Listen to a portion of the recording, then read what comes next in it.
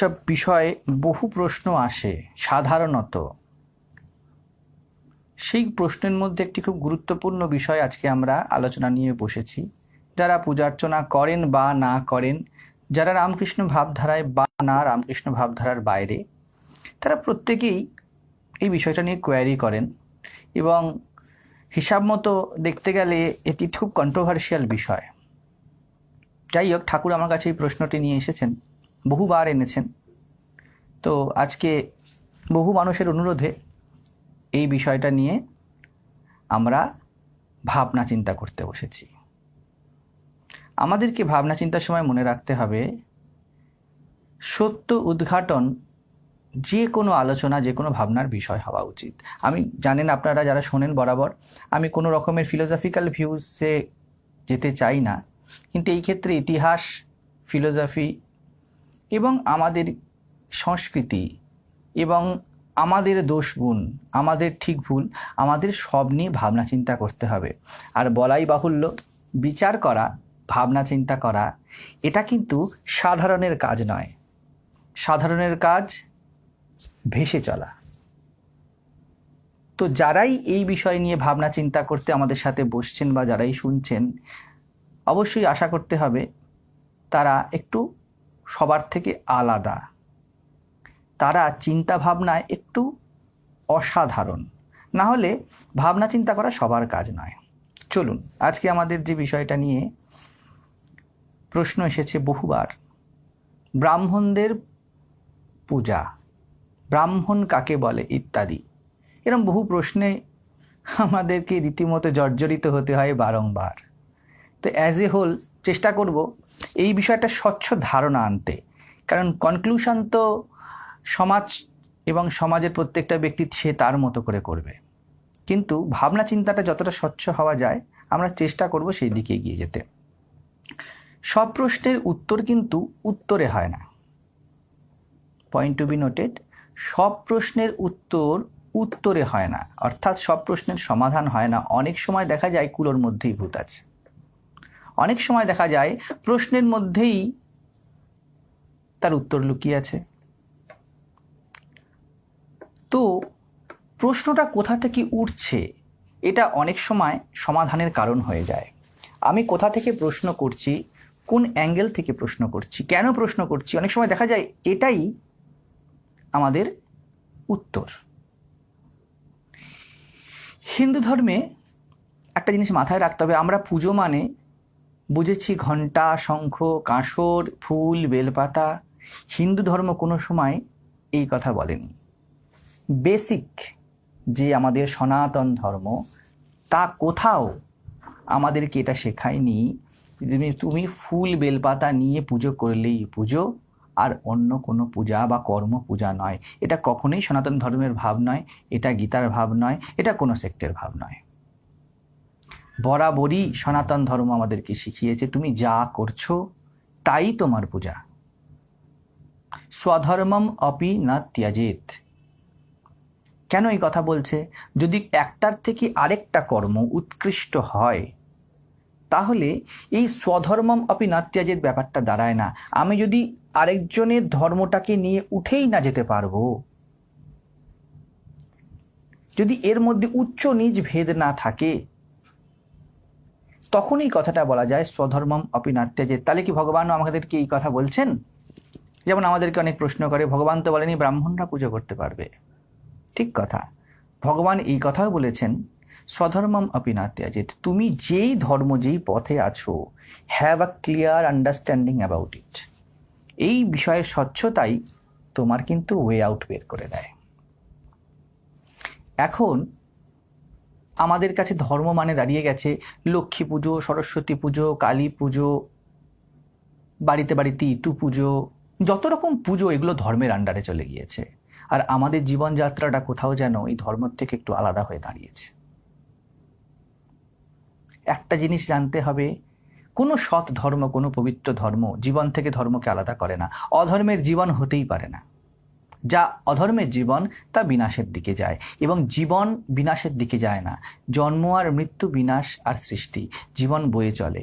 ধর্ম, আধ্যাত্মিকতা, আত্মিক জীবন আমাদেরকে পরিষ্কারভাবে জীবনমুখী করে এবং এই ধর্ম জীবন বাঁচার কৌশল।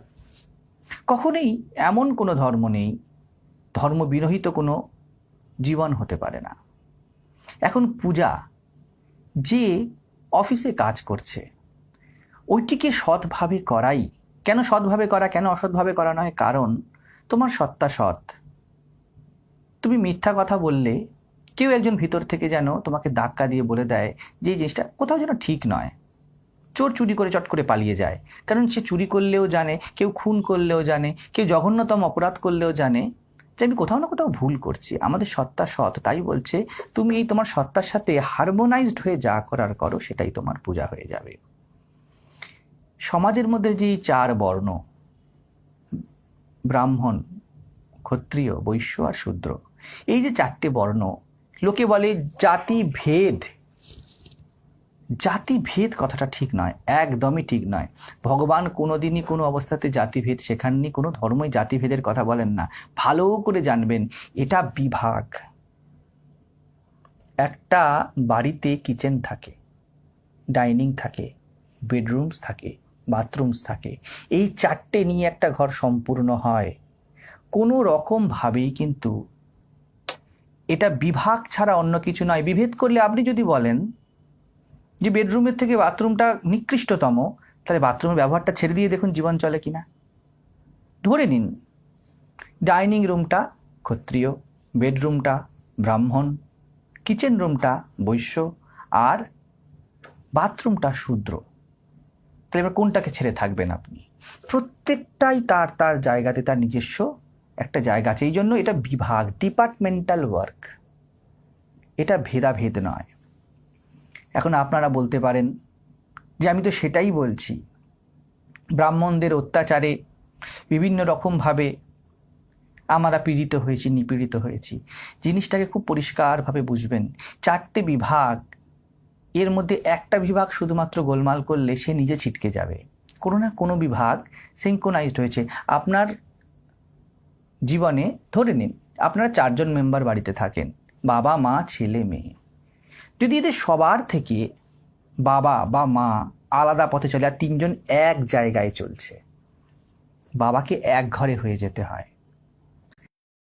তো তখন জমে ঝগড়া, তো তখন বাঁধে যখন বাবাকে মা বা ছেলেকে বাবা বা মেয়েকে বাবা সাপোর্ট করছে।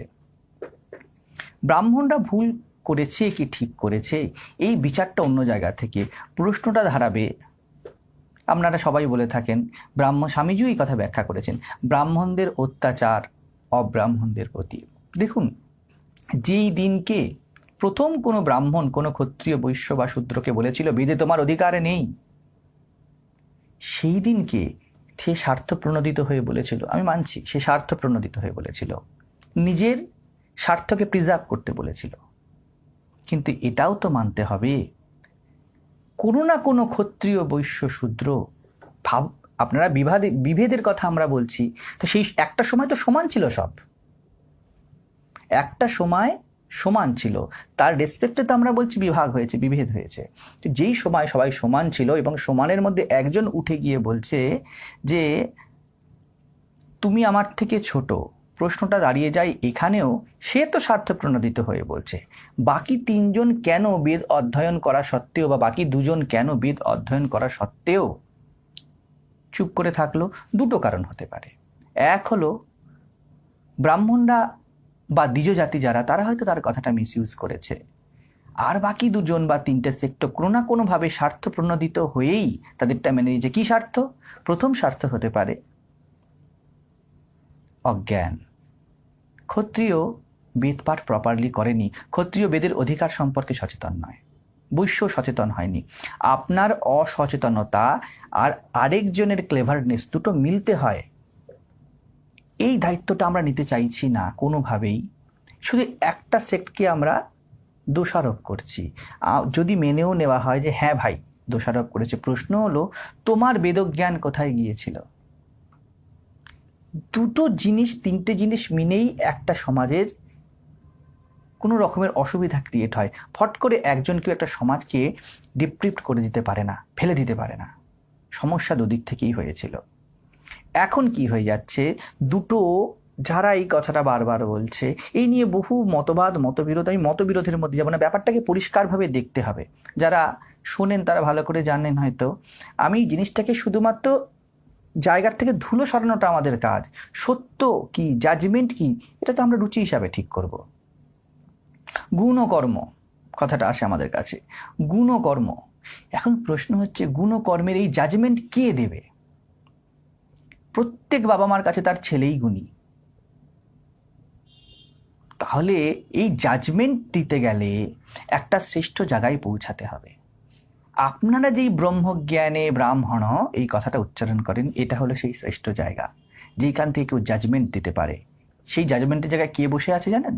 শ্রীকৃষ্ণ বসে আছে, রামচন্দ্র বসে আছে, শ্রীরামকৃষ্ণ বসে আছে, চৈতন্য মহাপ্রভু বসে আছে। ইনি জাজমেন্ট দিতে পারেন যে এর ভিতরে গুণ আছে অথচ এ কর্ম করছে না, এর মধ্যে কর্ম আছে অথচ গুণ নেই।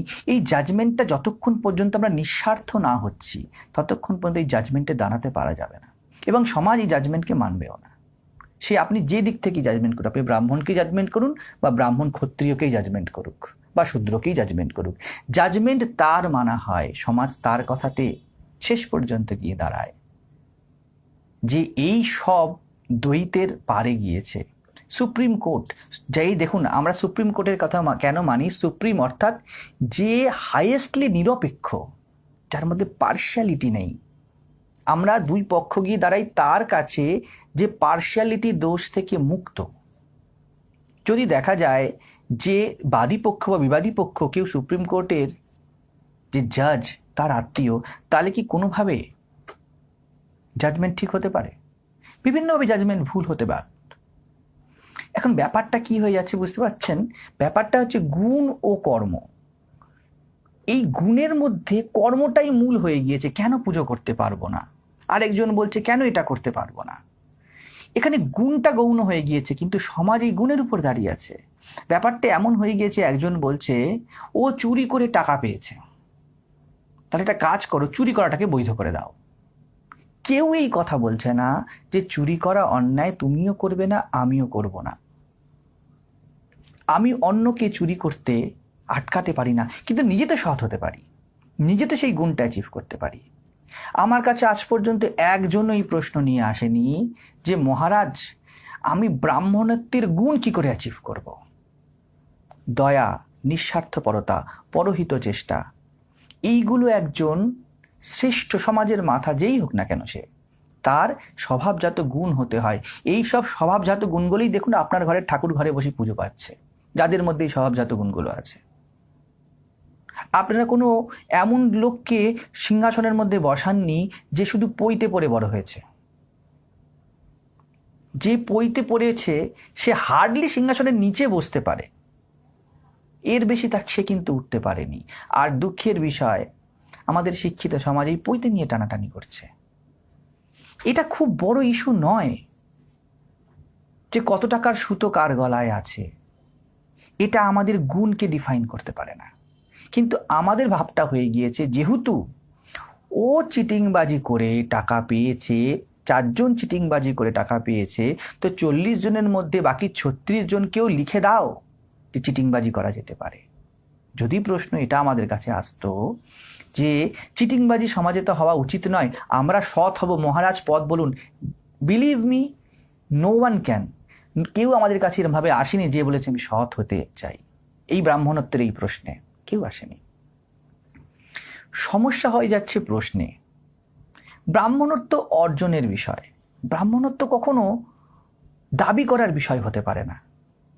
সততা দাবি করা যায়, সততা আদর্শ নিজের জীবনে দেখানোর বিষয়। ঈশ্বর পরায়ণতা এটা কি দাবি করা যায়? আপনি আপনার ছেলেকে বলতে পারেন সকালবেলা উঠে জপ করবি, ঠাকুরের কাছে প্রার্থনা করবি, সে হয়তো আপনার চাপে কিছুদিন করেও নেবে, কিন্তু যতক্ষণ পর্যন্ত না আপনার জীবনে এটা দাঁড়াচ্ছে এসে, আপনাকে সে মানতে চাইবে না। আপনাকে একজন গাইডার হিসেবে সে শ্রদ্ধাই করবে না, বলবে কি ও বাবা মা অনেক বড় বড় কথা বলে, ছাড়তে ওইসব চলে না আজকালকার দিনে। তাই তো হচ্ছে ফার্স্ট বি দেন মেকিং, এটাতে আমরা মাতিনি, আমরা সেই একই কাজ করছি। কোনো সময় ব্রাহ্মণ জাতি যাকে বলছেন আপনারা বা শ্রেষ্ঠ জাতি বলছেন, এই ব্রাহ্মণ জাতি কোনো সময় অন্যকে ছোট করতে, কোনো একটা সেক্ট কোনো সময় নিজেকে বড় করতে অন্যকে ছোট করেছেন। এখন আপনারা কি বলছে, বাকি ব্রাহ্মণেতর জাতিরা কি বলছে? একই কথা অন্য ভাষায় বলছে।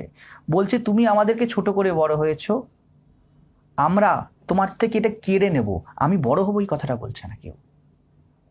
তুমি আমার থেকে 5 টাকা নিয়ে বড় লোক হয়েছো, আমি তোমার থেকে 5 টাকা কেড়ে নেব। তাহলে যেই কারাকারির ঝগড়াটা চলছিল আজ থেকে হাজার হাজার বছর আগে, আজও সেই ঝগড়াটাই চলছে, শুধু শুদ্ধ আর অন্য ভাষায়। সমাজ বদলেছে কিন্তু মারামারিটা একই থেকে গেছে। সমাজ চলে একটা অ্যাজাম্পশানে।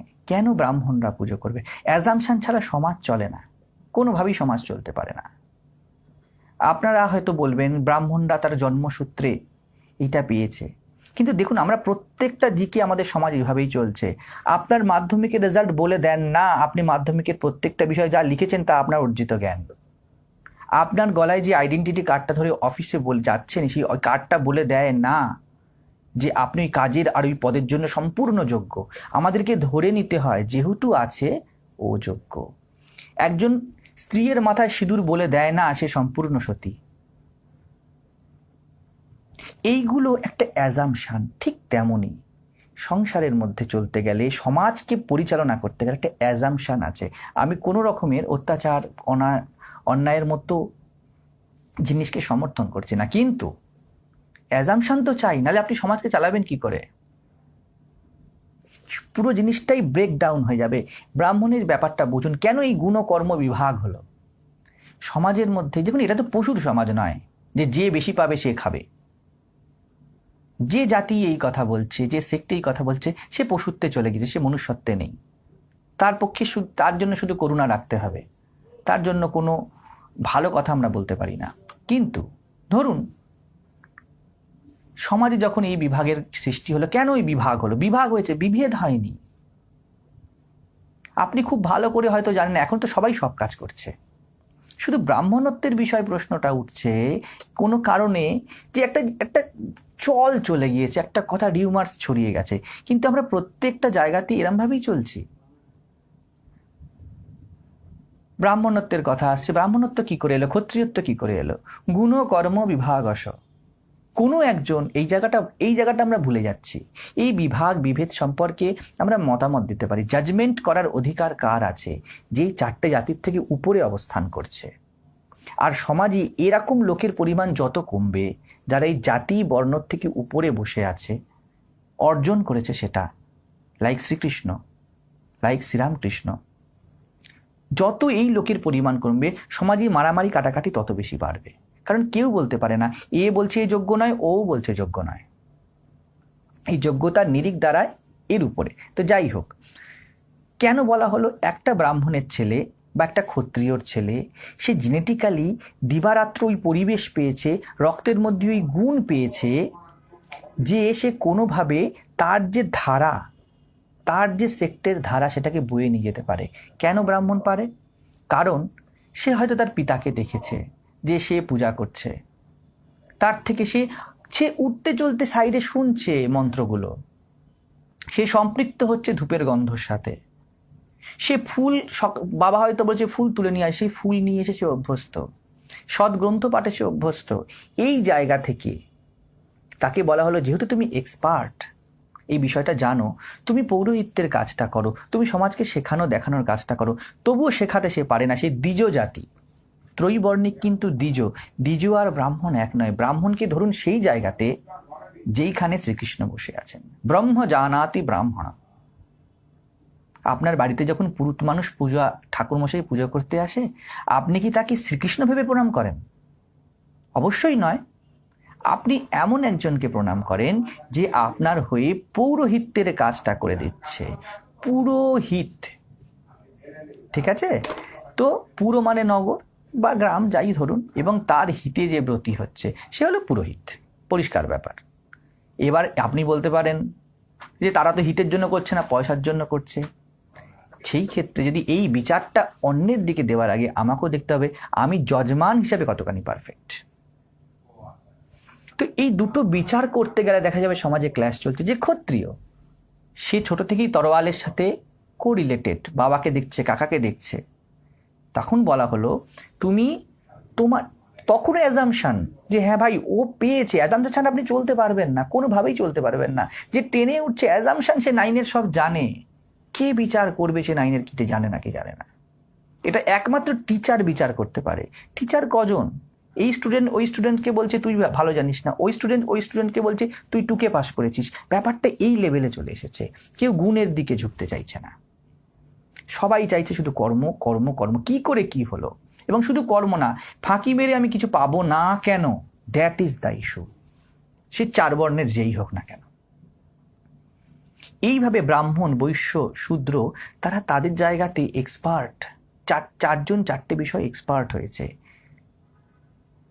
এইভাবে আমরা তাদেরকে বিভাগ করলাম যে ভাই তোমরা যারা ব্রাহ্মণ তারা এই পঠন পাঠন যজন যাজন করে খাও, যারা ক্ষত্রিয় তারা দেশ পালন আত্মরক্ষা এই বিষয় করে তোমরা তোমাদের জীবন প্রতিপালন করো, যারা বৈশ্য তারা সমাজের অর্থনৈতিক দিকটাকে বিশেষ করে এগিয়ে নিয়ে যাওয়ার জন্য বিজনেস করো, যারা শূদ্র তোমরা সেবার কাজ করো। হ্যাঁ, ছোট বড় করা হয়েছে কখন? যখন আমাদের মাথার উপর থেকে এরকম কোনো ব্রাহ্মণ যে জাজমেন্ট দিতে পারবে সেটা যত কমে গেছে, প্রথা তত চালু হয়ে গেছে। সেই জন্য রেদার দেন আমি ঘন্টা বাজিয়ে কতটা পুজো করতে পারবো কি না পারবো, এর থেকেও আমাদের বেশি গুরুত্বপূর্ণ জিনিস হলো আমি যেই ধর্মের আছি। বেশিরভাগ লোকই জানে না, যারা দাবি করছে তাদের মধ্যে হয়তো অনেকেই জানে না সে আদৌ ক্ষত্রিয় কি বৈশ্য। খুব কম লোকই জানে। আওয়াজ উঠেছে চল চল চল, আমিও বলে দিলাম চল চল চল। কোথায় রে ভাই, কোথায় যাবি? জানি না, সবাই বলেছে চল। তো যে যেই জায়গাতে আছে উচিত তার সেই স্বধর্মচিত, ভগবানের কথা মানে আমাদের কথা নয়, স্বধর্মচিত যে আচরণ, সেই আচরণটাকে পূজা জ্ঞানে করা, এতে কোনো রকমের হ্যাম্পার নেই। তাহলে কি আমরা পূজা করতে পারি না? অবশ্যই পারো। এটা সংরক্ষণের ম্যাটার নয়।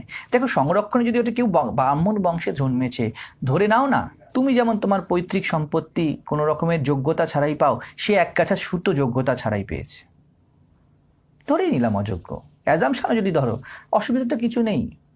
তুমি 5 কোটি টাকার সম্পত্তি পেলে তুমি কি যোগ্য, কে বিচার করছে? এসসি এসটিরা যখন সেই তাদের সার্টিফিকেটটাকে ইউজ করে, ব্রাহ্মণরা তো সেটা করতে পারে না। তো সবার কিছু না কিছু প্রেফারেন্স আছে, কিছু না কিছু সে সুযোগ সুবিধা চারদিক থেকে পাচ্ছে। তো এইটাকে ওইভাবে নয়, গুণের পরাকাষ্ঠা হোক। গুণের পরাকাষ্ঠা যখনই অ্যাচিভ করে মানুষ, আর গুণ অন্যের কাছ থেকে এক্সপেক্ট করার বিষয় নয়, গুণের জন্য নিজেকে খাটতে হবে। যেই মুহূর্তে কেউ গুণের জন্য খাটে সে ব্রাহ্মণত্বে প্রতিষ্ঠা লাভ করে। আর এরকম মানুষ কখনো চিৎকার করে না, এরকম মানুষ সব সময় সকলের প্রতি সমভাব রাখে, তাকেই ঠিক ঠিক ব্রাহ্মণত্ব বলা হচ্ছে। তুমি পৌরোহিত্য বলতে পারো, তুমি দ্বিজত্ব বলতে পারো, তো এত অবধি ঠিক আছে। এবার বলবে তাহলে কি আমরা আমাদের পুজো করতে পারি না? দেখো, সমাজের সংরক্ষণ ম্যাটার নয়, সংরক্ষণ নয়, সমাজ সব কিছুর মধ্যে দিয়ে সামাজিক উৎকর্ষতা কী করে হবে, এর একটা কোল্যাবোরেশন দরকার। এই কোল্যাবোরেশনটা যখন ভেঙে যাচ্ছে তখন কাদা ছোড়াছুড়ি নয়, তুমি এই সমাজের একটা ড্রপ, সেই সমুদ্রে তুমি একটা ড্রপ, আপলিফট ইয়োরসেলফ, যেটা স্বামীজি চেয়েছিলেন, নিজেকে তৈরি করা। পুরোহিত পূজা করছে, তুমি পারলে করো। এখন ব্যাপারটা এইটা বারবার এসে যাচ্ছে, ও মন্ত্র বলতে পারছে না, ও করতে পারছে না।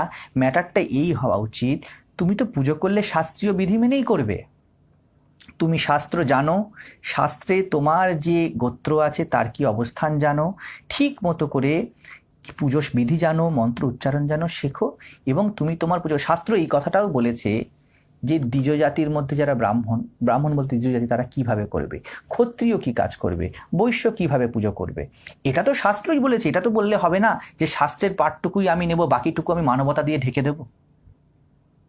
নিলে পুরোটা নাও, যে শাস্ত্র পূজা দিয়েছে, যে শাস্ত্র বিধান দিয়েছে, সেই শাস্ত্রই কিন্তু আবার বলে দিয়েছে কে কি করবে। এবার তোমরা হয়তো বলবে যে ব্রাহ্মণদের অত্যাচারে পীড়িত হয়েছে, না, সব কিছু কিন্তু এইভাবে হয়নি, সব কিছু এইভাবে দাঁড় করানো যায় না। তুমি যদি সমাজের অ্যাজামশন ভেঙেই দাও, তাহলে কেন মেয়েরা স্বামীর ঘরে যাবে, স্বামীরাও মেয়ের ঘরে আসবে? ব্যাপারটা এইভাবে তুমি কি, এর মধ্যে সমাজে বিশৃঙ্খলা সৃষ্টি হবে। বিশৃঙ্খলার পারে গিয়ে বিশৃঙ্খলাকে ভাঙতে হবে। বিশৃঙ্খলার মধ্যে থেকে দুটো বাদী সম্বাদী পক্ষ হয়ে কখনো এই দ্বন্দ্বের অবসান হতে পারে না। প্রত্যেকটা জিনিসের একটা নির্দিষ্ট কাজ আছে। ব্রাহ্মণের সুতোর একটা নির্দিষ্ট অর্থ আছে। সে যে দ্বিজ জাতি, যে সংস্কারিত হয়েছে, যারা আমরা সবাই দশবিধ সংস্কারের মধ্যে, ব্রাহ্মণ দশবিধ সংস্কারের মধ্যে দিয়ে যায়।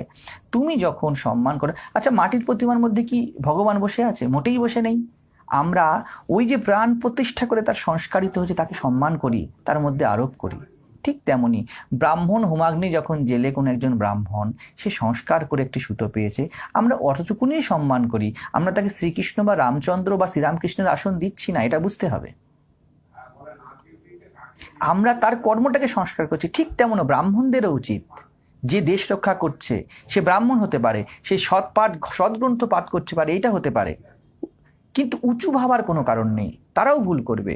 যে দেশ পালাচ্ছে তাকে যখন, যে দেশে বর্ডারে দাঁড়িয়ে প্রাণ দিচ্ছে তাকেও স্যালুট করা ব্রাহ্মণের কর্তব্য। এটা বিভেদ নয়, এটা বিভাগ। যে কোটিপতি দেশে আজকে এরকম করোনা মহামারীর মধ্যে, যারা এই কোটিপতিরা যারা এগিয়ে এসেছে সহৃদয়ভাবে তাদের বাণিজ্যের অর্থ দেশকে দেবার, সেই সব বৈশ্যকেও আমাদের সম্মান করা উচিত। ব্রাহ্মণদেরও সম্মান করতে হবে, ক্ষত্রিয়দেরও সম্মান করতে হবে। সম্মানটা পারস্পরিক লেনদেন, কিন্তু কাদা ছোড়াছুড়ি করেই সম্মানের প্রতিষ্ঠা লাভ হতে পারে না। আমাদের ফুল ফোকাস হওয়া উচিত এক্সেলেন্সি আর কোয়ালিটির দিকে। এই ফাঁকিবাজি করতে পারলো, উৎকর্ষতা ফাঁকিবাজির লাইসেন্স নয়। কথা আসে শালগ্রাম সেবা কেন অব্রাহ্মণ করতে পারবে না? আমাদের কাছে অনেক প্রশ্ন এসছে। শালগ্রাম সেবা এই যে জিনিসটা, প্রথম নিজেকে দেখতে হবে তুমি কোন লেভেল থেকে দাঁড়িয়ে প্রশ্নটা করছো। শালগ্রাম কি তোমার ইষ্ট দেবতা? ইষ্টের সেবা জাতি বর্ণ নির্বিশেষে সবাই করতে পারে, কিন্তু ভালো করে দেখো আদৌ কি তোমার কাছে ইষ্ট ইস্যু, না মনের ইচ্ছা পূরণ ইস্যু আর যজমানি ইস্যু? যদি হয় তাহলে এই যজমানির অধিকার কিভাবে আসছে, কিভাবে যাচ্ছে, এই জিনিসটা জানতে হবে। এই সম্পর্কে শাস্ত্র কি বলছে তোমাকে জানতে হবে। শালগ্রাম সেবা কেন দেওয়া হয়েছে? বলা হচ্ছে শালগ্রাম শিলাকে এমনই একটা শুদ্ধ প্রতীক যে, দেখুন আবার বলছি, অ্যাজাম্পশন, আর অ্যাজাম্পশনটাকে ভাঙতে সেই পারে যে অ্যাজাম্পশনের পারে। আপনি যদি অ্যাজাম্পশনের মধ্যে হন, আপনি অ্যাজাম্পশন ভাঙতে পারবেন না। আপনি যতই চেঁচান, আমি যতই চেঁচাই, এই অ্যাজাম্পশন সমাজ ভাঙবে না।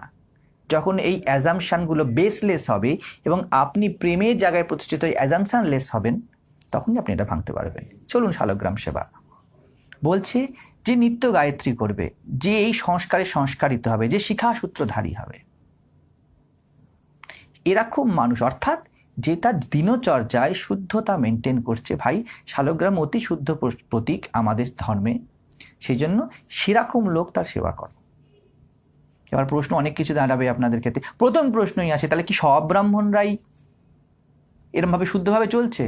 আরে ভাই বলতে চাইছি, প্রশ্নটা এটা হওয়া উচিত নয় সব ব্রাহ্মণরা কি বলছে, প্রশ্নটা এটা হওয়া উচিত আমি কি সেই জায়গাতে পৌঁছেছি। যদি আমি এই জায়গাতে পৌঁছাই, আমি শালগ্রাম সেবার যোগ্য। কিন্তু প্রশ্ন হলো, আমাকে অথেন্টিসিটিটা এই অ্যাজাম্পশনের জগতে কে দেবে? আমাদের শাস্ত্র বলছে বি আ অ্যাজাম্পশন মেকার। তুমি উঠে দাঁড়াও, তুমি জাজের জায়গাটা নাও। আর এইখানে কোনো ভেদ করা হয়নি। আমাদের সনাতন ধর্ম জ্ঞান লাভে কোনো ভেদ করেনি। শালগ্রাম সেবা করতে গেলে আমরা সন্ন্যাসীরা যারা বৈদিক কর্মত্যাগী, আমরা শিখাসূত্রকে ত্যাগ করেছি না, আমরা শিখাসূত্রটাকে ছেড়ে এগিয়ে গিয়েছি আমাদের জীবন। আমরা বলেছি আমরা অ্যাজাম্পশনে বাঁধা থাকবো না।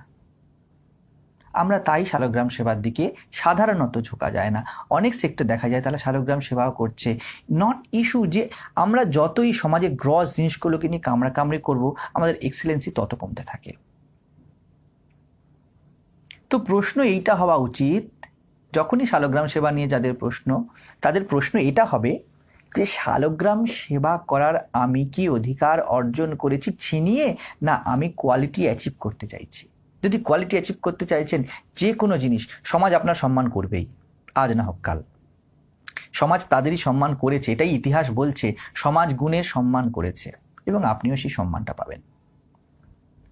অনেকের ক্ষেত্রে দেখা যাচ্ছে বলছে আমাদের গুরুদেব বলেছে, গুরু পইতে দিয়েছে, ইত্যাদি ইত্যাদি ইত্যাদি অনেক কিছু দেখা যাচ্ছে। প্রশ্ন হলো কোনো অসুবিধা নেই, গুরু সাধন যেমন ইচ্ছা দিতে পারে। তোমাকে পইতে দিতে পারে, তোমাকে মন্ত্র দিতে পারে, তোমাকে যন্ত্র দিতে পারে, তোমাকে পূজা করতে বলতে পারে, কিন্তু একবার নিজের দিকটাকে ফিরিয়ে দেখো ভাই, গুরু তো মুক্তি দেয়, গুরু সকল দ্বন্দ্বের অবসান করে। যদি এইগুলো অ্যাপ্লাই করে তোমার জীবনে দ্বন্দ্ব কমে যায় বা দ্বন্দ্ব শূন্য তুমি হয়ে যেতে পারো, অল আর গুডস। আর যদি দেখো যে এই দ্বন্দ্বের মধ্যে তুমি আরো জড়িয়ে পড়ছো, তাহলে গুরুর কাছেই যাও। যেই গুরু দিয়েছে, যে গুরু অধিকার দিয়েছে, তাকে বলো, গুরুদেব আমার জীবনের দ্বন্দ্ব প্রশ্নের অবসান হচ্ছে না। আর যদি এই সংস্কারে সংস্কারিত হয়ে তুমিও সেই অহংকারী হয়ে পড়লে যে আমি ব্রাহ্মণ সমতুল্য হয়েছি, আমার যা ঘটার ঘটে গিয়েছে, তাহলে ভাই সেই ইতিহাসের পুরাতন যুগেই তুমি আমি থেকে গিয়েছি, সেই কামড়াকামড়ি। যেই ব্রাহ্মণত্ব থাকার ফলে সে অত্যাচার করেছিল, আজকে তুমিও সেই অহংকারে অহংকারিত হয়ে উঠছো। গুরু দিয়েছিল তোমাকে সাধনা কাটার জন্য, আর তুমি সুতো পড়লে তোমাকে বাঁধার জন্য। আমি ব্রাহ্মণ হলাম, গুরু তোমাকে বইতে দিয়েছিল তুই সব কাটিয়ে এগিয়ে যা, ওই যে শ্রেষ্ঠ ব্রাহ্মণত্বের পথ, তুই দ্বিজ থেকে ব্রাহ্মণ হ, এই জায়গা থেকে গুরু দিচ্ছে। সদ্গুরুরা তাই করেন যদি দিয়ে থাকেন। কিন্তু আমরা কি করছি? আমরা আমাদের মনোগত অভিলাষ গুরুর মধ্যে দিয়ে বলিয়ে নেবার চেষ্টা করি অনেক সময়। আবার এটাও দেখা যায় যে আমরা আমাদের যা যা প্রয়োজন সেটাকে মেটানোর মতো করেই গুরুর কাছে যাই। যে মাতাল সে আরেকজন বড় মদের দোকানের ডিলারের কাছেই যায় যাতে তার মদ পেতে সুবিধা হয়। প্রশ্নটা দাঁড়ানো উচিত, আমি কি মদের নেশা কাটাতে চাই? আমি কি সমাজের দ্বন্দ্ব কাটাতে চাই? আমি কি মুক্তি লাভ করতে চাই? গুরু করেন তো তার জন্য যে সব কেটে এগোতে চায়। একটা ভালো করে ভাবুন, আপনারা ব্রাহ্মণ সম্মান পাবে কেন, ব্রাহ্মণ বইতে করবে কেন, ব্রাহ্মণ পুজো করবে, দ্যাট ইজ নট ইস্যু। নিজেকে প্রশ্ন করুন, আমি সেই জায়গাতে নেই কেন? আমার মধ্যে সেই ব্রাহ্মণোচিত গুণ কেন নেই? আপনি যখন পুরোহিতকে প্রণাম করেন, আপনি কি মনে করেন সেই প্রণাম আর নরেন্দ্রনাথের শ্রীরামকৃষ্ণের সামনে ঝোঁকা দুটো এক হয়ে গিয়েছিল? তা কখনো হয়নি। আপনি যখন একটা পুরোহিতকে প্রণাম করছেন, আপনি পৌরোহিত্যেরই সম্মান করছেন, ব্রাহ্মণত্বের নয়। নরেনের মতো যখন জ্ঞান পিপাসু কোনো গুরুর কাছে যায়, তখন সে ঠিক ঠিক ব্রহ্ম জানাতি ব্রাহ্মণের সম্মান করেন, কারণ সে মুমুক্ষুত্ব। এখানে প্রশ্ন আমাদের এই হওয়া উচিত, আমি নরেন্দ্রনাথের মতো মুমুক্ষু নই কেন? আধ্যাত্মিক জীবন, আত্মিক জীবন আমাদের সাবজেক্টিভ হতে শেখায়, অবজেক্টিফিকেশন নয়। এখন যদি প্রশ্ন আসে মারামারির, তাহলে ভাই মারামারি অনেক রকম ভাবে হতে পারে, শুধু ব্রাহ্মণত্বের কেন, এসসি এসটি নিয়ে মারামারি হতে পারে, হবে। সংসার তো মারামারিরই নাম। এ ওকে মারামারি করবে, এ বলবে ছোট, ও বলবে বড়, এর মধ্যে ফেসে থাকার নাম সংসার। নাহলে মহামায়ার খেলা চলতে চায় না। আওয়াজ তো, চিৎকার তো রক বয়রাও করে। রকে বসে, ভাই কেমন আছিস?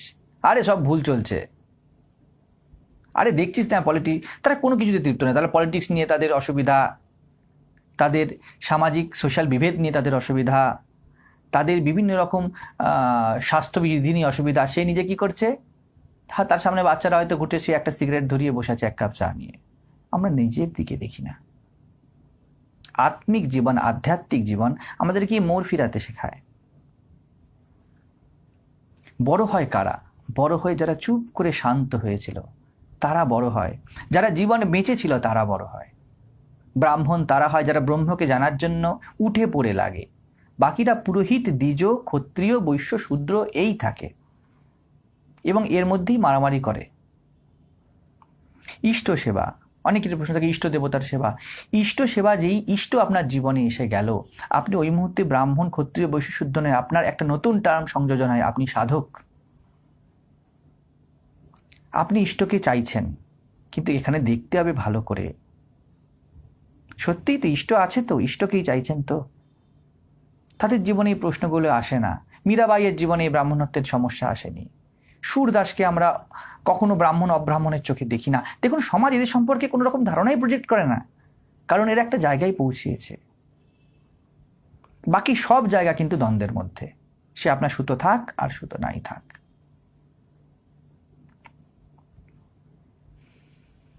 জজমানি যদি করতে হয়, যদি তাই বলেন, আমরা কেন জজমানিই বা করব না? তাহলে একটা জিনিস দেখতে হবে, মারামারি তো এতে কম্পালসারি কিছু করার নেই, দেখতে হবে নকুড়চন্দ্রের সুইটস হতে গেলে, ধরো নকুড়চন্দ্রের দোকানে গিয়েছেন বা কেসি দাসের রসগোল্লা খেতে গিয়েছেন, সেটা কি কেসি দাস বসে পাকিয়েছে? ওইখানের যে দোকানে কর্মচারীরা আছে তারাও ওই কেসি দাসের মিষ্টি বানাতে পারে, এই সম্মান লাভ করে। কোনো বিশিষ্ট মৃৎশিল্পীর ছেলে যখন প্রতিমা বানায় তখন সে তার বাবারই নাম ইউজ করে, এবং ওই পেটেন্ট দেখেই আপনারা যান। আপনি যখন প্যান্টালুন্সে যান দেখবেন আপনার পাশের বাড়িতে যে টালির চালে তাকে সেই হয়তো প্যান্টালুন্সে প্যান্টটা সেলাই করে আসেন, আপনি প্যান্টালুন্সের ব্র্যান্ড দেখেই যান। জজবাইটাকে ওই লেভেলেই রাখুন, ওই ব্র্যান্ডের লেভেলেই রাখুন। চক্রবর্তী, ব্যানার্জি, চ্যাটার্জি, ঘোষাল, এই লেভেলেই রাখুন না। চেষ্টা করুন এরা দ্বিজ, নিজের আমার অবস্থান কোথায় দেখবো, আমি ক্ষত্রিয় বৈশ্য, আমি কোন জায়গাতে আছি, শাস্ত্র কি বলছে ভালো করে জানুন। জ্ঞান মানুষকে বিনয়ী করে দেয়, জ্ঞান মানুষকে শান্ত করে দেয়, জ্ঞান মানুষকে ঝুঁকিয়ে দেয়। এখন প্রশ্নটা যদি এটা এসে যায়, যেটা আমি বলে থাকি, আমরা তখনই অন্যের দোষ দেখি যখন সেই দোষটা আমার মধ্যেই আছে, বেশিরভাগ ক্ষেত্রেই তাই নিয়ম। তখন আমাদের প্রথম প্রশ্নটাই এসে যায় কি, ও কেন করবে। প্রশ্নটা এ নয় যে ও কেন করবে, প্রশ্নটা আমি কেন করছি না, এতে একটা আনতে হবে। সমাধান চাইলে আমাকে এখানেই যেতে হবে। আর দ্বন্দ্ব ক্লাস চাইলে ভাই অনেক ইস্যু আছে, শুধু একটা নয়, প্রচুর ইস্যু। সমাজ, মায়ার সংসার আমাদের এই দ্বন্দ্বটাকে তৈরি করে দেওয়ার জন্যই তো, দ্বন্দ্বটাকে বাঁচিয়ে রেখার জন্যই তো আছে। নাহলে আমরা মারামারি কাটাকাটি না করলেই সংসারটা চলবে কি করে।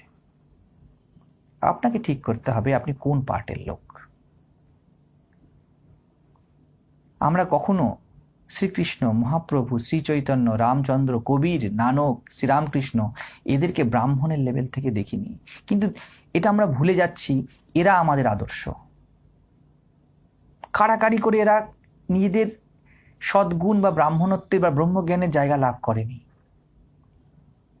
আমরা বলে থাকি ব্রহ্ম জানাতি ব্রাহ্মণ, বলতে চাইছি তুমি ব্রহ্মকে জানো না ভাই, তুমি ব্রাহ্মণত্ব লাভ করবে। তুমি কেন সুতো লাভ করতে চাইছো, তুমি ব্রাহ্মণত্ব লাভ করো। এই জন্যই দেখুন স্বামীজির অ্যাপ্রোচ কত সুন্দর। আমরা কি হয়ে যাচ্ছে, আমরা ত্যাগের বিষয়, যেখানেই কিছু ছাড়ার বিষয় হচ্ছে ওখানে 500 হাত পিছিয়ে পড়ছি, আর যেখানেই কিছু পাওয়ার অধিকারের বিষয় হচ্ছে ওখানে আমরা 1000 হাতে গিয়ে পড়ছি।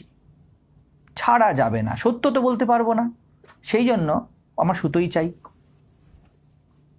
পরহিত চিন্তা তো করতে পারবো না, আমি বা আমার স্বার্থ, আমার যেইটুকু জগৎ ওর মধ্যেই আমি খেলি, আমার সুতোই চাই।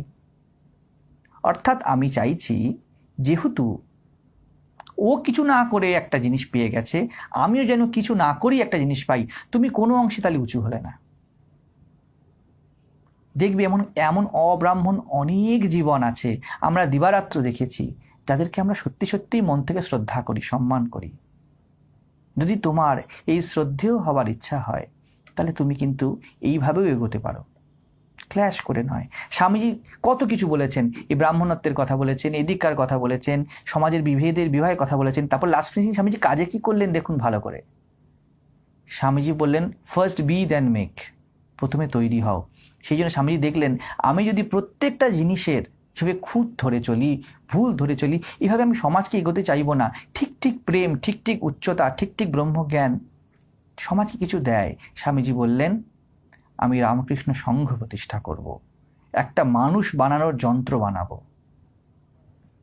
যেই মানুষ বানানোর যন্ত্র দ্বন্দ্বর মধ্যে থাকবে না, যন্ত্রণার মধ্যে থাকবে না, সে নিজে তৈরি হবে এবং অন্যকে পথ দেখাবে। আমারও সেটাই বলা, যারা এই ব্রাহ্মণ কেন পূজা করতে পারবে না ইত্যাদি কথার মধ্যে দিয়ে যাচ্ছে, প্রশ্নটা একটু ঘুরিয়ে দেখুন, আমি কেন কেন পুজো করতে পারবো, আমার মধ্যে কি কি গুণ আছে যার জন্য আমি একটা পূজক হওয়ার যোগ্য। শুধু মন্ত্র মুখস্থ করা নয়, আমার মধ্যে কি আত্মিক কোয়ালিটি আছে। আবার এক্ষুনি আপনারা বলতে পারবেন আমাদের নিয়মই এটা, ও তো মন্ত্র মুখস্থ করেই পুরোহিত হয়েছে, তার মানে আপনি ওর দোষটাই অ্যাচিভ করতে চাইলেন। তাহলে ওর পৈতৃক সূত্রটাও আপনাকে আনতে হবে। আপনি যদি সেটা না পেয়ে থাকেন আপনাকে সেই জন্য খাটতে হবে। আমি বলতে চাই খাটবেনই যদি, তাহলে এমনভাবে খাটুন যে এইসব ছাড়িয়ে ছুড়িয়ে এগিয়ে চলে যাওয়া।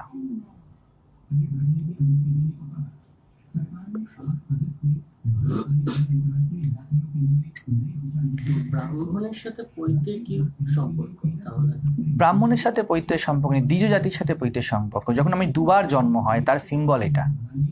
ত্রৈবর্ণিককেই অধিকার দেওয়া হয়েছিল, যে দ্বিজ আবার জন্ম যার হয়, যে দুবার জন্মায়, তাকে এই পৈতেটা সিম্বল দেওয়া হয়েছে। এটা তোমার নবজন্ম, এটা সিম্বলিক, সমাজ সিম্বলই চলে।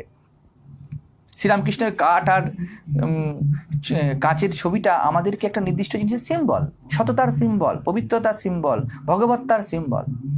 এটা সিম্বল, গুণ তো অ্যাচিভ করতে হয়।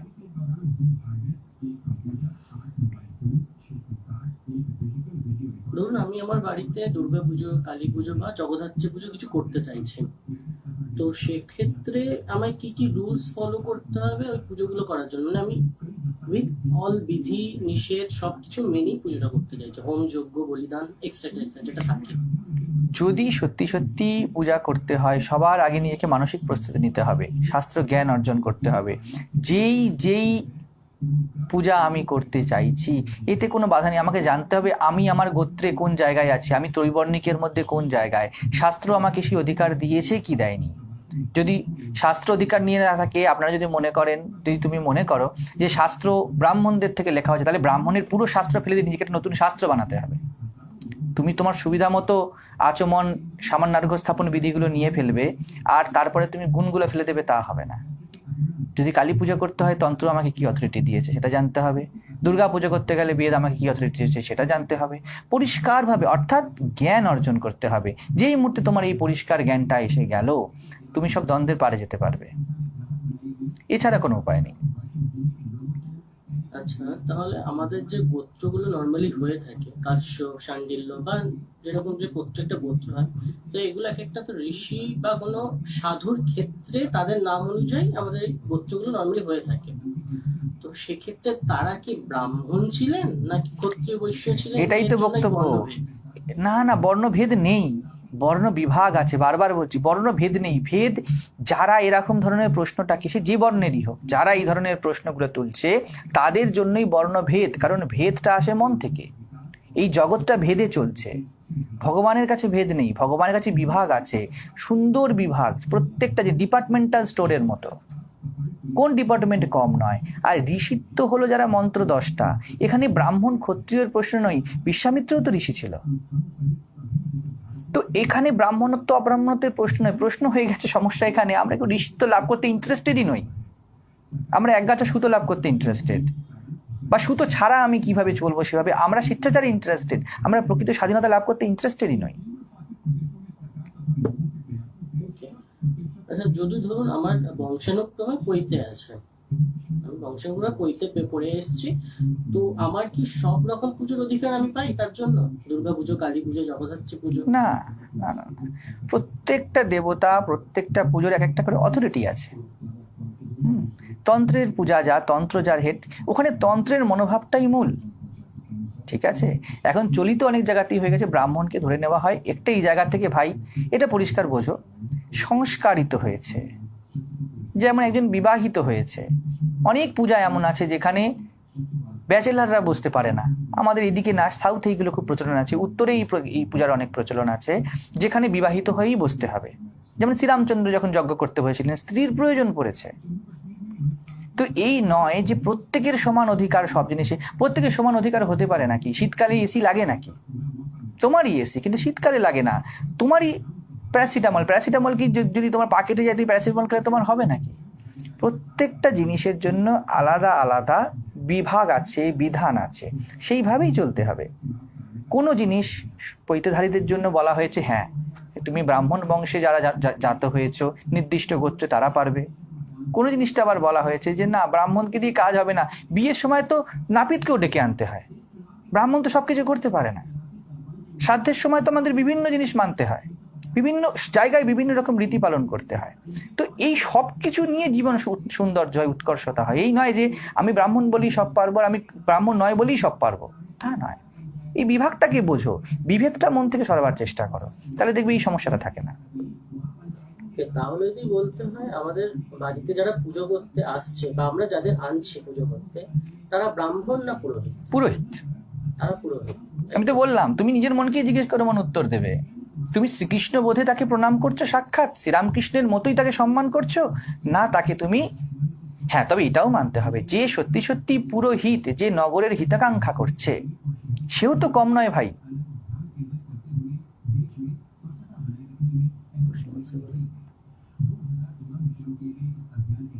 কিছু প্রশ্ন আছে। বেলুর মঠের সৌমিতা পাল বিষ্ণুপুর থেকে, বেলুর মঠের কুমারী পূজার জন্য ব্রাহ্মণ কন্যাই শুধুমাত্র নির্বাচিত করা হয় কেন? স্বামীজি তো মুসলিম কন্যাকে কুমারী হিসেবে পূজা করেছিলেন, তাহলে বর্তমানে অব্রাহ্মণ কন্যা কেন কুমারী হিসাবে পূজিত হয় না? প্রথমত দেখতে হবে প্রশ্নটা আপনি কোন জায়গা থেকে করছেন। এখানে ব্রাহ্মণ অব্রাহ্মণের ব্যাপারটা হচ্ছে কেন, ব্রাহ্মণ কন্যা পূজার কথা বলা হয়েছে। বিভিন্ন কন্যা, ব্রাহ্মণ, বৈশ্য, ক্ষত্রিয়, বিভিন্ন কন্যা পূজার বিভিন্ন বিধান বলা হয়েছে। সেরকমই শাস্ত্রই বলেছে, যেই শাস্ত্র মেনে আপনি পূজা করছেন, আমি পূজা করছি, সেই শাস্ত্র বলেছে যে ব্রাহ্মণ কন্যা সকলের মঙ্গলের জন্য, সর্বসিদ্ধি লাভের জন্য তুমি ব্রাহ্মণ কন্যার পূজা করো। এবং বেলুর মঠ বা আমাদের যে আশ্রম, এরা সবাই সকলের জন্য পূজাটা করে থাকে। স্বামী বিবেকানন্দ মুসলিম কুমারী পূজা করেছিলেন, আমি সেটাই বললাম। আমরা কেউ স্বামী বিবেকানন্দর মতো হতে ইন্টারেস্টেড নই তো। যেই মুহূর্তে আপনি আমি স্বামী বিবেকানন্দ হতে ইন্টারেস্টেড হয়ে যাব, তখন ব্রাহ্মণ কি ক্ষত্রিয় কি শূদ্র কি মুসলমান ভেদ থাকবে না। আপনার কাছে এই ভেদটা এখনো বেঁচে আছে। এটা উপরি আমরা যদি বলি আমাদের ভেদ চলে গেছে, তাহলে সমস্যার সমাধান হলো না। সেই জন্য দেখুন, যেহেতু বিবেকানন্দেই ব্রাহ্মণত্বেই ব্রহ্মজ্ঞানে পুরোপুরি প্রতিষ্ঠিত হয়েছিলেন, তিনি আমাদের সমাজের অথরিটি হয়ে গিয়েছেন। আপনি আমি অথরিটি হতে পারছি না। কেন পারছি না? কারণ ওই ভাবটা আমাদের মধ্যে দৃঢ়ভাবে বসেনি। আমরা কম্পিট করতে কথাটা লাগাচ্ছি কাজে। এই কম্পিটিশনের মনোভাবটাই আমাদের সর্বনাশের কারণ। এটাকে ছাড়তে হবে। আমাদেরকে কম্পিট করতে হবে না, আমাদেরকে কোয়ালিটি গেইন করতে হবে। সেকেন্ড প্রশ্ন, সন্দীপ মুখার্জি, প্রণাম মহারাজ, আমি একজন ব্রাহ্মণ ঘরের ছেলে, আমি ঈশ্বর বিশ্বাসী, আমি মন্ত্র জানি না, তবুও মা ভবতারিণী শ্রীরামকৃষ্ণ মা শারদাকে যখন সময় পাই ডাকি। ব্রাহ্মণরা নারায়ণ শিলা নিয়ে সব জায়গায় পূজা করতে যায়, আমি মন থেকে মানতে পারি না। আমরা সবাই ঈশ্বরের সন্তান, কেন শুধুই ব্রাহ্মণরা পুজো করবে? মন্ত্র উচ্চারণের অধিকার কি শুধু ব্রাহ্মণদের? এই প্রশ্ন আমাকে দিন দিন ভাবায়, এর উত্তর আমি অনেক দিন খুঁজে বেড়াচ্ছি। আমাকে ভাব দিলে আমার মনের ময়লা দূর হবে। ধন্যবাদ আনতে। ভালো কথা, ব্যাপারটা বুঝতে হবে ভাই। নারায়ণ এখানে কর্মসাক্ষী। এখানে ব্রাহ্মণরা মন্ত্র উচ্চারণ করবে কি কথা বলে যে তুমি সেই মন্ত্রার্থ জানো, তুমি তোমার জায়গাটা ভালো করে বোঝো, তুমি নিজেই বলছো তুমি ব্রাহ্মণ সন্তান, ভগবানের ইচ্ছায় তোমাকে তো সব অথরিটি দেওয়াই আছে। এই পুজো বিষয়ে তোমাকে তরোয়াল ধরার বিষয়ে সব অথরিটি দেওয়া নেই, হয়তো তুমি সেটা পারবে না। আমাদের মধ্যে এই চারটে বর্ণই কম বেশি বেঁচে আছে, আমরা সবটাই করতে পারি। কিন্তু এই যে বলছো ব্রাহ্মণরাই কেন করতে পারবে, এটা ইস্যু নয়। প্রশ্নটা হলো, আমি যে নারায়ণ পূজা করব, আমি যে অন্য জায়গায় যজমানি করব, এটা তো বিভেদ নয়, এটা তো বিভাগ। প্রত্যেককে একটা সমাজে কাজ দেওয়া হয়েছে, সেই কাজটা সে পরিষ্কারভাবে করবে। এইখান থেকে বলা হয়েছে প্রশ্ন। এখন যদি তুমি বলো তারা অফিস করছে, এটাও করছে, ভাই ব্রাহ্মণরা গিয়েও তো অফিসের হয়তো শূদ্র বসের সামনে প্রণাম করছে। যখনই দেখবে কোন একজন তুমি মুখার্জি বংশের ছেলে, তুমি দেখবে হয়তো দেখা যাবে অমুক কোন একজন দাসকে, যাকে সো কল শূদ্র বলা হচ্ছে বা কিছু বলা হচ্ছে, তা সে তোমার বস, তুমি গিয়ে ঝুঁকছো। কেন এটা ঘটছে? এটা ঘটছে এই কারণে, তুমি গুণকে ছেড়ে কর্মকে প্রধান করে ফেলেছো। যতক্ষণ পর্যন্ত তুমি দেখছো কি তোমার কর্ম, তোমার স্বার্থ টাকা চায়, যতক্ষণ পর্যন্ত তুমি এই স্বার্থের আন্ডারে থাকবে, ব্রাহ্মণ ক্ষত্রিয়র আন্ডারে যাবে, ক্ষত্রিয় ব্রাহ্মণের আন্ডারে যাবে, এই মারামারি চলতে থাকবে। যতক্ষণ বিভাগটাকে পরিষ্কারভাবে আমি দেখব এবং আমি আমার স্বধর্ম পালন করব, দেয়ার ইজ নো ইস্যু। এই জায়গাটাই এসে যাচ্ছে কামড়াকামড়ি থেকে। কামড়াকামড়ি সমাজকে চালায় না, সমতা সমাজকে চালায়, যুক্তি সমাজকে চালায়, ভালোবাসা সমাজকে চালায়। এই জায়গাটা বুঝতে হবে। তুমি অবশ্যই পারো, তুমি যদি ব্রাহ্মণ শরীরের না জন্মাতে, দ্বিতীয় জাতিতে জন্মাতে, তাহলেও তুমি পারতে। কেন পারবে না? তুমি মন্ত্র উচ্চারণ করে তুমি পূজা করতেই পারো। তুমি জানো যে শাস্ত্র কি বিধান দিয়েছে, কোনো অসুবিধা নেই এতে। আমি বেলুর মঠের দীক্ষিতা ভক্ত, ব্রাহ্মণ বংশোদ্ভূত নই, আমি নিজে পুজো করতে চাই, কিন্তু অনেক ব্রাহ্মণেরই এ বিষয়ে প্রবল আপত্তি দেখেছি। এমনকি মেয়েরা চণ্ডীপাঠ করতে পারবে না, এরকম মত সোশ্যাল মিডিয়ায় লেখা হয়, পরে খুব খারাপ লাগে। পূজা পদ্ধতির প্রতিটি বইতে শূদ্র মহিলাদের জন্য ওম এর বদলে নমো বিষ্ণু বলার নির্দেশ কেন? আমি যদিও ওম উচ্চারণ করি, তাহলে কি হবে? মেয়েরা পূজা করলে বা চণ্ডীপাঠ করলে সমস্যা কোথায়? না, অবশ্যই মেয়েরা পূজা করতে পারে, কিন্তু তাকে সংস্কারিত তো হতে হবে। আপনি পূজা করতে চাইছেন ঝুমুর মল্লিক গড়িয়া থেকে, আপনি কোন জাতির সেটা বড় কথা নয়। প্রশ্নটা হলো পূজা করতে গেলে আপনার সংস্কারের মধ্যে দিয়ে যেতে হবে। আপনি কি সংস্কারের মধ্যে দিয়ে গিয়েছেন? প্রশ্ন এসে যাবে আমাকে আমার সমাজ এটা শেখায়নি। তাহলে ভাই পরিষ্কার করে সমাজ জানো, ইতিহাস জানো, পরিষ্কারভাবে জিনিসটাকে বোঝো। পূজা করতে গেলে চণ্ডীপাঠ করতে অবশ্যই পারো, যদি তোমার চণ্ডীপাঠের উদ্দেশ্য থাকে মুক্তি লাভ। শাস্ত্র তোমাকে এই আচরণ করার অধিকার দিচ্ছে, গুরুকরণের মধ্যে দিয়ে যাও, গুরু তোমাকে এই অথরিটি দেয়। তুমি মুক্তি লাভের জন্য চণ্ডীর শ্লোক পাঠ করছো, কোনো অসুবিধা নেই। কিন্তু তুমি যদি যজমান হিসেবে পাঠ করতে চাও, তাহলে তোমাকে সংস্কারের মধ্যে দিয়ে যেতে হবে। কর্ণভেদ, চূড়াকরণ, উপনয়ন, প্রত্যেকটা সংস্কারের মধ্যে দিয়ে যেতে হবে। এই সংস্কারকে হিন্দু ধর্ম বরাবর মূল্য দিয়েছে। স্বামী বিবেকানন্দ এই সংস্কারকে কোনো অংশে ছোট করেননি। তিনিও অষ্টভাব আত্মশ্রাদ্ধ যখন সন্ন্যাসের হয়, স্বামী শিষ্য সংবাদ পড়লে দেখা যাবে তিনি প্রত্যেকটা রিচুয়ালকে ব্রাহ্মণ দিয়ে পরিষ্কারভাবে মানাচ্ছেন। সমাজকে ভেঙে দেওয়ার জন্য নীতি নয়। তবে হ্যাঁ, আমরা এইটা ভুলে যাই বারবার যে আমাদের উদ্দেশ্যটাই স্পষ্ট নয়। আমাদের উদ্দেশ্যটা কেন পারবো না, এই প্রশ্নটা গুরুকরণ করার পরে গুরুকে করতে হবে। কেন পারবো না? গুরু তোমার ওই যে বললেন গুণকর্ম বিভাগ, গুণের বিভাগ দেখে তোমাকে উত্তর দেবে তুমি পারবে কি পারবে না। কিন্তু সেরকম গুরুর কাছে আমাদেরকে আগ্রহী হয়ে যেতে হবে, এবং সেরকম গুরুও চাই যিনি এই চতুর্বর্ণের থেকে উপরে অবস্থান করছেন এবং র্যাশনালি দেখছেন। তিনি গুণ দেখে কোনো একজন স্ত্রীকে, কোনো একজন ব্রাহ্মণকে, কোনো একজন শূদ্রকে, কোনো একজন বৈশ্যকে বিধান দেবেন।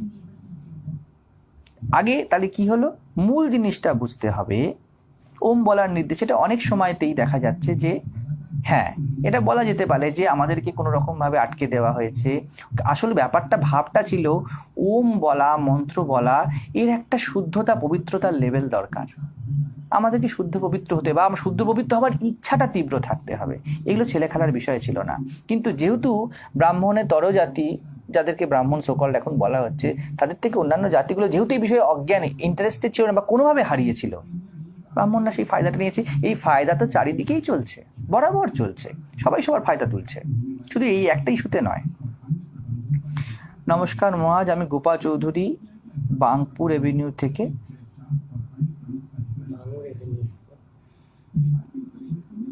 লিখছি। সব সময় কি ব্যাপারটা, শুধু ব্রাহ্মণরাই কেন পূজা করতে পারে? না না না, সবাই পূজা করতে পারে, শাস্ত্র সেই অধিকার দিয়েছে। সমস্যা হচ্ছে আপনি শাস্ত্রটা ভালো করে পড়েননি, আপনার অজ্ঞতার জন্য সমস্যাটা বেশি হচ্ছে। এই নয় ব্রাহ্মণরা কি করতে পারবে, আপনি এই বিষয়ে ইন্টারেস্টেডই নন। আপনি চান, আমরা চাই 51 টাকা বা 101 টাকা দিয়ে আমাদের লক্ষ্মী পুজোর ঝামেলাটা মিটুক, আমি লুচি করে খাবো। সেই জন্য দেখছি আমরা চারিদিকে অবস্থা।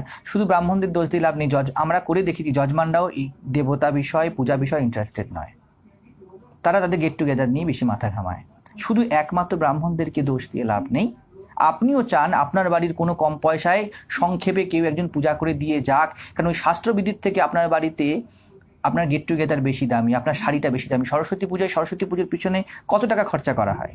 যতটা খরচা করা হয় নিজের ড্রেস আপের জন্য, যতটা খরচ করা হয় সেলফি তোলার জন্য, যতটা খরচ করা হয় বেলের লেপানোর জন্য, হয় না? একটা সমাজকে, একটা সেক্টকে শুধু দোষ দিয়ে আমরা কখনো মহৎ হতে পারবো না। দোষ আমাদেরও আছে, আমরা ইন্টারেস্টেড নই। এবং আপনি যদি আপনার বাড়িতে কাজের মেয়েটা যে কাজ করে, সে কিভাবে মুছছে না মুছছে এতে ইন্টারেস্টেড না হন এবং ঘর মোছার টেকনিক না জানেন, সে তো ফাঁকি মেরে বেরিয়ে যাবেই। শুধু তাকে দোষ দিয়ে লাভ নেই, অ্যালার্টনেসটা আপনার দিক থেকেও আশা করা যায়। ঠাকুরমা স্বামীজির ভাবধারা অবলম্বনকারী মানুষেরা যারা অব্রাহ্মণ, তারা কি বাড়িতে বিধিবৎ ঠাকুরমা স্বামীজির পূজা, হোম, ভোগ নিবেদন করতে পারে? তা কি শাস্ত্রসম্মত? সর্বোপরি ঠাকুর নিজে তা কি মানবেন? নাম অরিত্র সাহা। অবশ্যই মানবেন। তুমি যদি সাধক হও এবং তিনি যদি তোমার ইষ্ট দেবতা হন, তিনি অবশ্যই স্বীকার করবেন। এখানে চতুর্বর্ণ ভেদ নেই, যে যার ইষ্ট দেবতা তার ক্ষেত্রে চতুর্বর্ণের ভেদ থাকে না। যেই মুহূর্তে তুমি সাধক পদবাচ্য, সেই মুহূর্তে তোমার গুরু নির্দেশিত সাধনা তুমি অবশ্যই করতে পারো। তবে হ্যাঁ, সেটা আড়ম্বরে যাবে না, তার উদ্দেশ্য হতে হবে মুক্তি লাভ। যে কোনো গুরু তোমাকে দ্বন্দ্বের পারে নিয়ে যায়। গুরু তোমাকে এই কথাও বলে না তুই পৈতে পরে পুজো কর, গুরু তোমাকে এই কথাও বলে না তুই পৈতে খুলে দিয়ে শূদ্রের মতো ঘুরে বেড়া। গুরু বলে দুটো অবস্থার মধ্যে থেকে উঠে গিয়ে তুই প্রকৃত ব্রাহ্মণ হ। অভয়ং সত্ত্ব শুদ্ধির জ্ঞান যোগ ব্যবস্থিতি দানং দমশ্চ যজ্ঞশ্চ স্বাধ্যায়স্তপ আর্জবম।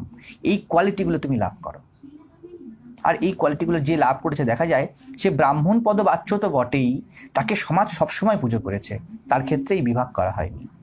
আপনি যে শ্লোকটা একটু বললেন, ওটার একটু যদি আপনি বিশ্লেষণ করেন। এটা সবাই জানি, গীতার 16 অধ্যায়ে সত্যগুণের যে বিভাগ বলা হয়েছে, সত্যগুণের কি কি?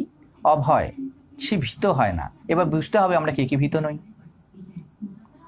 সত্য, সংশুদ্ধি, নিজেকে উন্নত করার ইচ্ছা, জ্ঞান, যোগ, এইগুলোতে তার রুচি, এরকম বিভিন্ন জিনিস, অন্যের কোনো রকমের খারাপ করার ইচ্ছা, ত্যাগ, এই জিনিসগুলোকে বলা হয়েছে সত্যগুণের। একজন সাধক সত্যগুণের অধিকারী করার জন্যই গুরু তাকে সাধনা দেয়।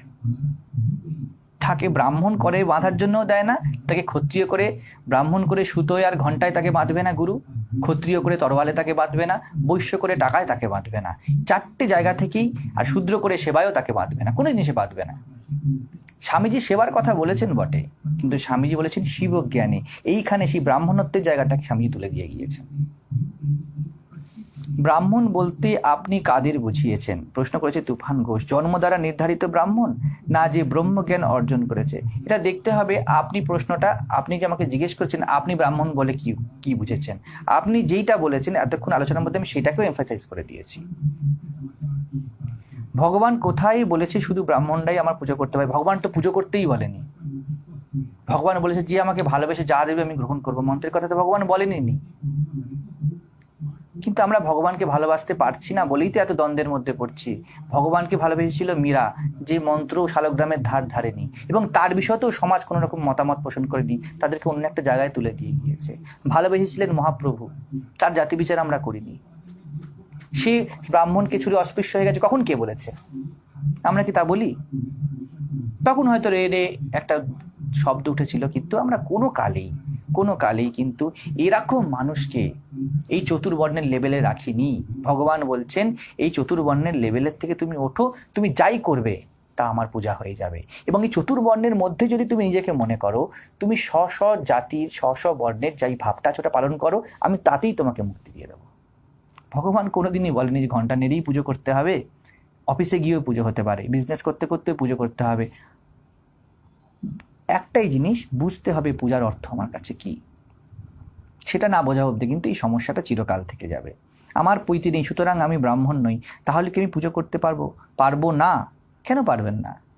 ভালোবাসার অর্ঘ্য অবশ্যই সব নিজের ভগবানকে দেওয়া যায়। দেখতে হবে এমন ভালোবাসার প্রমিনেন্ট ক্যারেক্টার ভগবান আপনার কাছে আছে তো। যদি আপনি এমন জায়গায় পৌঁছান যে শ্রীরামকৃষ্ণ, শ্রীকৃষ্ণ, কালী, দুর্গা, যেই রূপী বলুন, নিরাকার, আপনি সেটা আপনার জীবনের একমাত্র চিন্তা, ওই চিন্তাটাই আপনার পূজায় দাঁড়িয়ে যায়, আপনি পূজা করতে পারেন।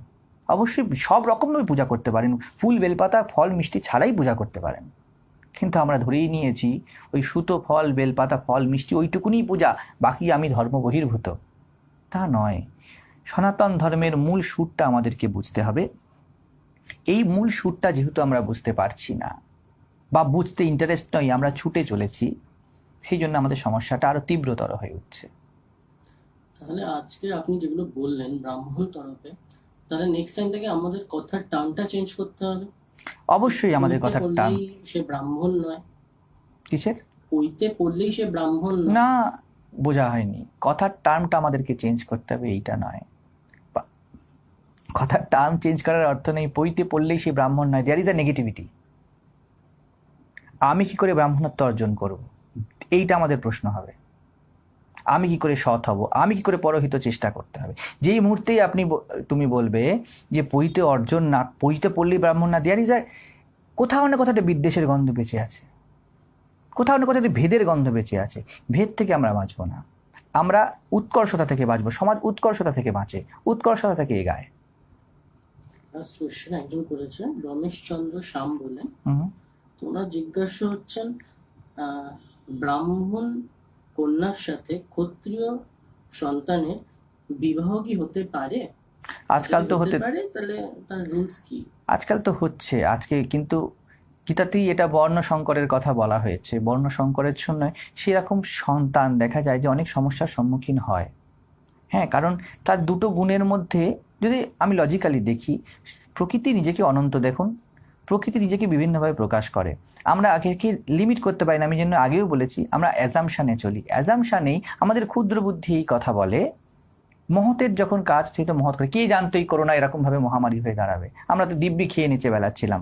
মহৎ যখন সৃষ্টি করে কখন কি ঘটে যায় বলা যায় না। ব্রাহ্মণ ক্ষত্রিয় বা ব্রাহ্মণ বৈশ্য বা শূদ্র ব্রাহ্মণ, এই যে এই কোয়ালিটিগুলোর মধ্যে যখন মিক্স আপ হয়, সেই বাচ্চাটা একটু কনফিউজ থাকে, সাধারণত দেখা যায়। নিয়ম মাফিক আমাদের 2 এ 2 এ 4, 3 এ 3 এ 6 এই বুদ্ধি এটা বলে। সেটা কনফিউজড থাকে যে তার বিভিন্ন গুণগুলোর মধ্যে ক্ল্যাশ হতে থাকে।